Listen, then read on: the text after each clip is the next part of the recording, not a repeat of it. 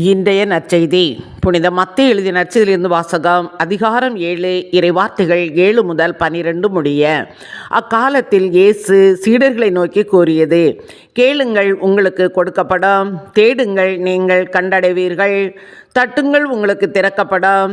ஏனெனில் கேட்போர் எல்லோரும் பெற்றுக்கொள்கின்றனர், தேடுவோர் கண்டடைகின்றனர், தட்டுவோருக்கு திறக்கப்படும்.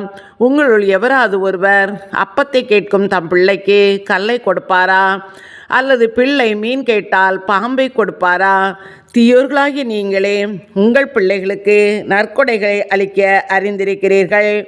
அப்படியானால் விண்ணுலகில் உள்ள உங்கள் தந்தை தம்மிடம் கேட்போருக்கு இன்னும் மிகுதியாக நன்மைகள் அளிப்பார் அல்லவா? ஆகையால் பிறர் உங்களுக்கு செய்ய வேண்டும் என விரும்புகிறவற்றையெல்லாம் நீங்களும் அவர்களுக்கு செய்யுங்கள். இறைவாக்குகளும் திருச்சட்டமும் கூறுவது இதுவே என்றார். இது கிறிஸ்துவின் நற்செய்தி. கிறிஸ்துவே, உமக்கு புகழ்.